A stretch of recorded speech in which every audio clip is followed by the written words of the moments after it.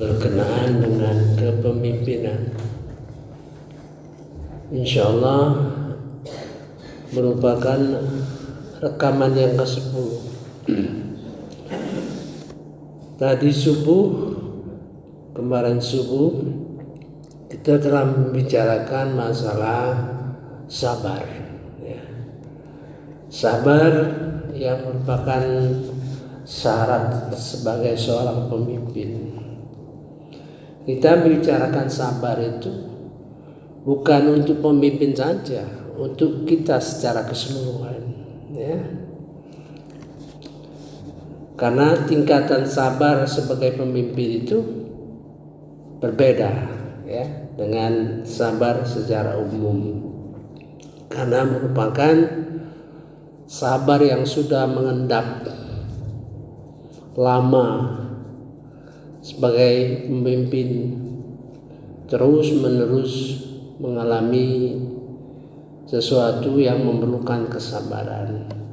Mari kita kaji sabar dalam sisi yang seutuhnya, ya. Mari kita lihat surah At-Taghabun ayat 11. Karena sabar itu ada 3 hal. Sabar terhadap ujian, ya. Sabar terhadap ketaatan, sabar terhadap menghindari hal-hal yang berdosa, ya. Jadi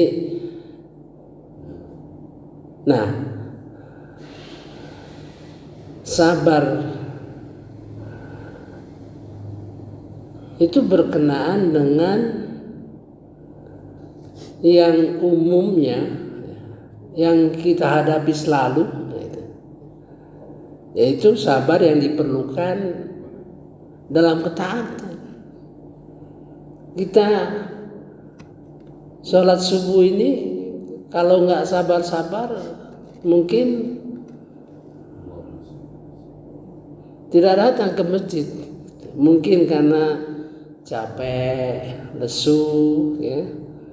Terus dibisikin setan, sekali-sekalilah, nggak usah ke masjid. Toh juga kita sholat di rumah juga sholat itu sah, ya kan? Ya. Itu perlu kesabaran. Nah, begitu juga dalam ujian, begitu juga dalam menghindari sesuatu yang dilarang, ya. Ada lagi sabar menurut kawan-kawan yang punya ilmu tasawuf, gitu. Sabar artinya tidak bicara. Dia tidak akan membicarakan segala persoalannya, karena sabar terhadap ujian itu juga merupakan sesuatu jalan bagi Allah untuk mengangkatkan derajat kita. Nah, gitu kan? Mari kita lihat surah At-Taghabun. A'udzubillahi minasyaitonirrajim. Bismillahirrahmanirrahim.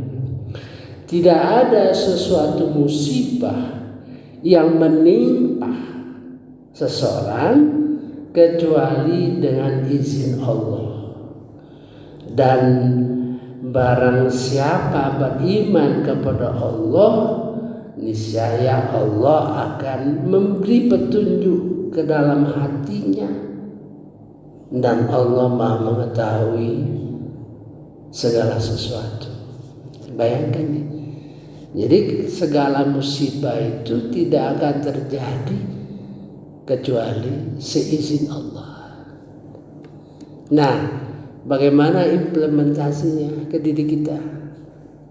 Ya, bisa enggak kita memegang itu? Artinya segala hal yang terjadi kepada diri kita atau ke alam ini tidak akan terjadi kecuali seizin Allah. Nah, ini tauhid, ya. Kalau itu terjadi pada kita, paham tidak kita bahwa itu terjadi seizin Allah, sepengetahuan Allah. Allah punya rencana. Bayangin kalau misalnya suami istri meninggal, ya, salah satu kita meninggal, nah, bisa enggak kita menerima itu dengan legowo? Karena musibah yang terjadi itu seizin Allah. Tentu Allah mengetahui, Allah punya rencana untuk meningkatkan, ya. Nah, mari kita baca. Ma asaba bin musibah illa biiznillah. Itu dulu. Kalau sudah yakin bahwa musibah yang terjadi pada kita itu tidak akan terjadi kecuali seizin Allah. Bisa nggak kita menanamkan itu di dalam hati, ya? Baru kita bisa mengatakan inna lillahi wa inna ilaihi raji'un. Mudah sekali kalau terjadi pada orang lain. Oh, si A meninggal, inna lillahi wa inna ilaihi raji'un. Kalau berita itu kepada kita, yang meninggal itu anak kita, bisa nggak kita bisa langsung mengatakan inna lillahi wa inna ilaihi raji'un? Kalau nggak pingsan dulu, pingsan dulu. Ya. Artinya orang yang bisa dan sanggup mengatakan langsung inna lillahi wa inna ilaihi raji'un, artinya orang yang siap. Orang yang mengerti, ya, yang siap selalu kesehari-hariannya terhadap kemungkinan musibah terjadi pada kita. Nah, itu beda. Kalau orang yang siap itu beda, ya. Itu. Di sini artinya Allah menghendaki kita siap untuk menghadapi musibah. Ya. Baru wa may yu'min billah, barang siapa percaya kepada Allah, yahdi qalbah, akan diberi petunjuk dalam hatinya. Lama, kadang-kadang prosesnya lama, sehingga kita mungkin setahun 2 tahun baru tuh, oh iya ya, ini hikmahnya, gitu. Jarang proses datangnya petunjuk Allah itu menghasilkan perubahan di dalam diri kita, lama, ya. Bagaimana itu terjadi pada diri kita? Kehilangan anak, kehilangan mantu, ya. Lama proses menerimanya itu. Nanti wa may ya'min billah, dan siapa percaya kepada Allah, yahdi qalbi, akan diberi petunjuk oleh Allah Subhanahu wa taala. Entah apa petunjuknya, ya. Kalau ada keponakan saya, waktu ayahnya meninggal, ya masih muda semua. Ayahnya meninggal muda sekali, ya. Dan saya ketemu kemudian beberapa tahun kepada anaknya. Anaknya bilang, oh ini saya meninggal, perusahaan itu kami adik-beradik melanjutkannya. Nah, gitu.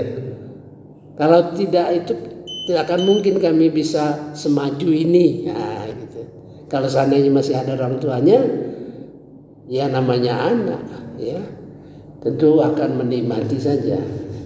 Nah, dia datang kemudian, ya. Wallahu bikulli syai'in alim.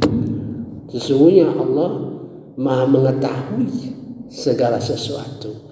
Nih, artinya ya, kalau baca Al-Quran ketemu al-asma'ul husna, ini alim ini sifat Tuhan. Artinya ini jiwa daripada ayat ini.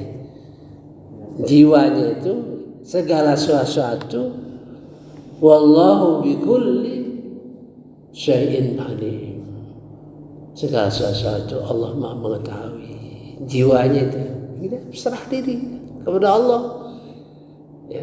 Jadi kalau kita ketemu ayat mengenai ada empat hal dalam Quran itu, ada 4 hal. Ya.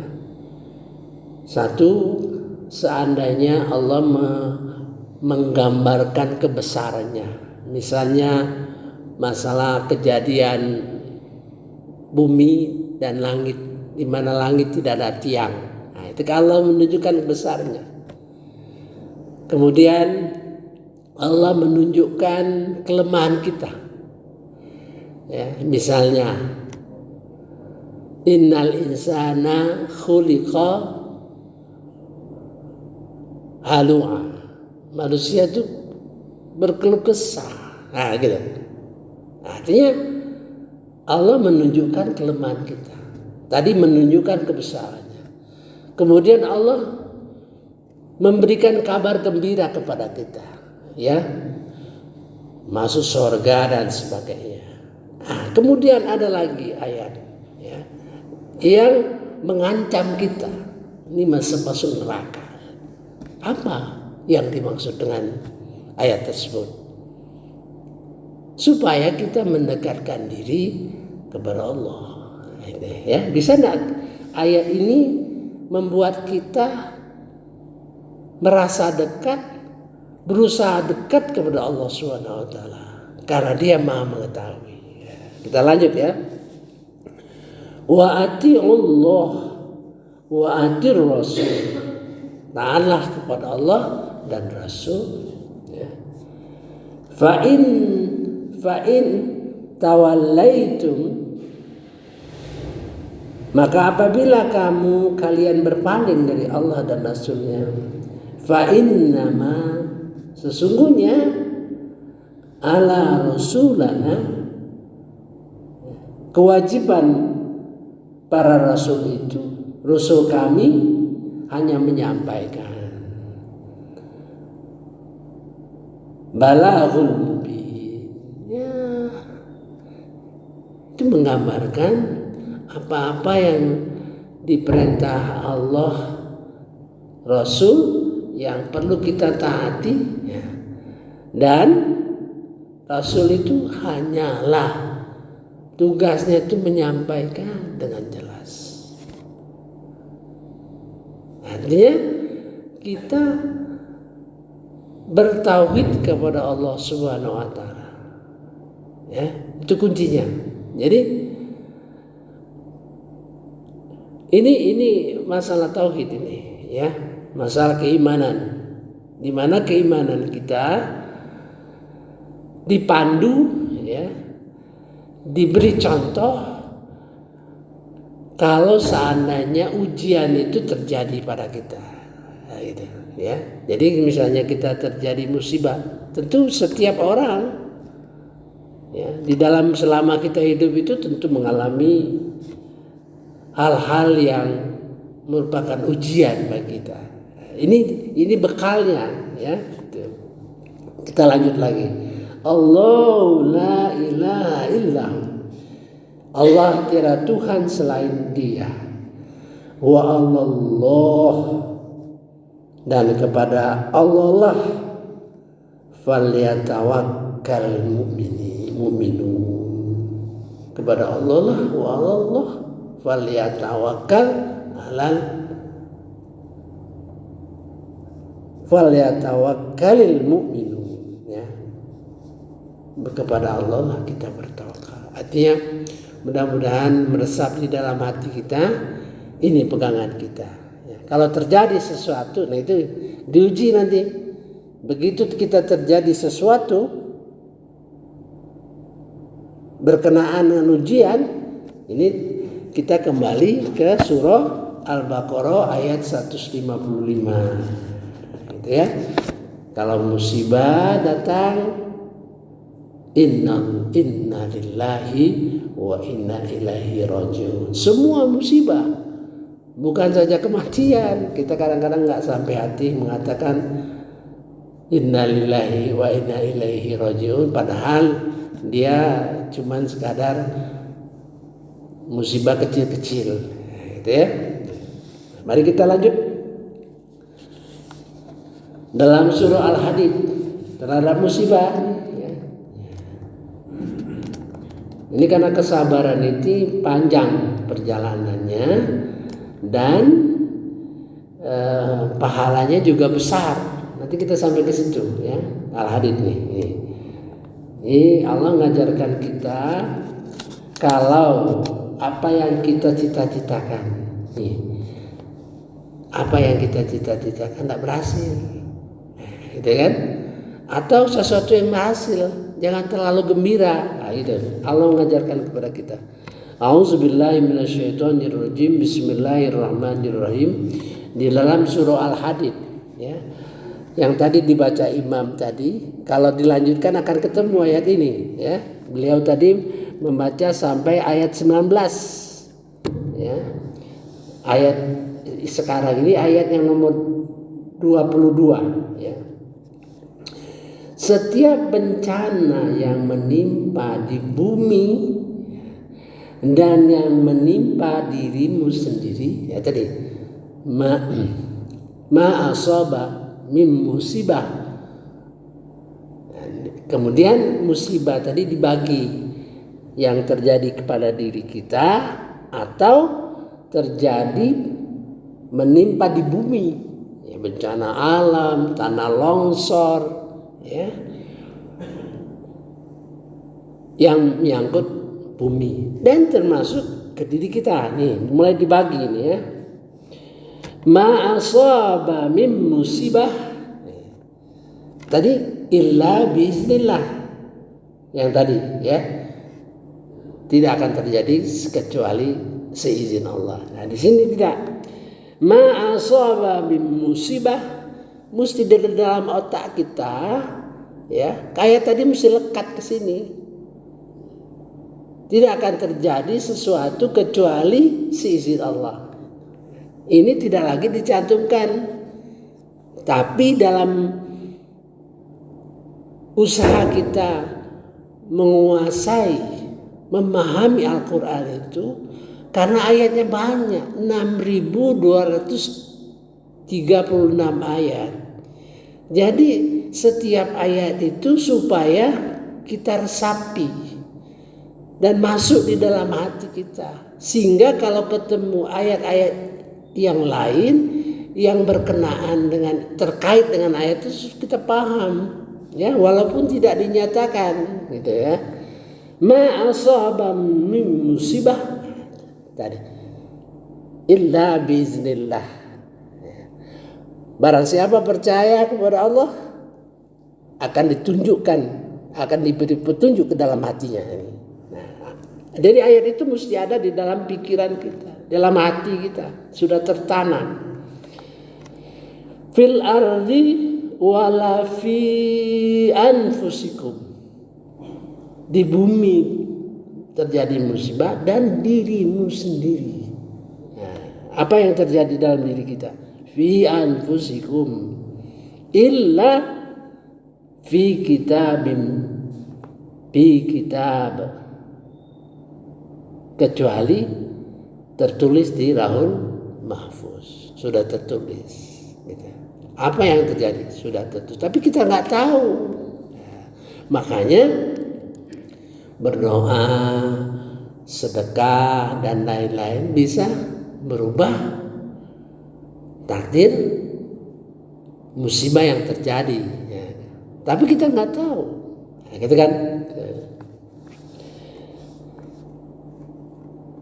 Min qabli an tabraha, sebelum kami wujudkan. Jadi sudah tertulis di Lauhil Mahfuz ya, sebelum kejadiannya. Nah, gitu. Nah, ada berkenaan yang tulisan kita di dalam Lauhil Mahfuz itu berkenaan dengan usaha-usaha kita untuk menghindari dari segala bencana dengan doa, sedekah dan lain-lain ya. Cuma kita tidak tahu. Yang tertulis itu bagaimana kita nggak tahu. Roib, hal-hal yang roib. Sebelum diwujudkan. Inna dzalika 'alallahi yasir. Sesungguhnya demikian itu bagi Allah mudah. Ini jiwa daripada ayat ini. Yang kita bayangkan sulit, ya kan? Tidak terbayang oleh kita. Bagi Allah mudah. Ya. Nah, satu lagi diberi pelajaran pada kita. Jadi kalau terjadi apa-apa yang kita harapkan tidak terjadi, ya jangan terlalu sedih. Nah, ayat selanjutnya, agar kamu tidak bersedih hati terhadap apa yang luput dari kamu. Kehilangan mobil, ya, tidak lulus ujian, ya. Yang berat-berat itu suatu kehilangan, tidak naik jabatan tetap saja, ya, mungkin dipindahkan jauh, nah, itu ya. Maunya kita tetap di Jakarta, tapi ternyata pindah jauh, gitu. Likailah ta'sau ala ma qatakum, agar kamu tidak bersedih hati terhadap apa yang luput dari kamu, dan tidak pula terlalu gembira terhadap apa yang diberikannya kepadamu, ya. Wala tafrahu, jangan terlalu gembira bima atakum, apa yang diberikan oleh Allah Subhanahu wa taala.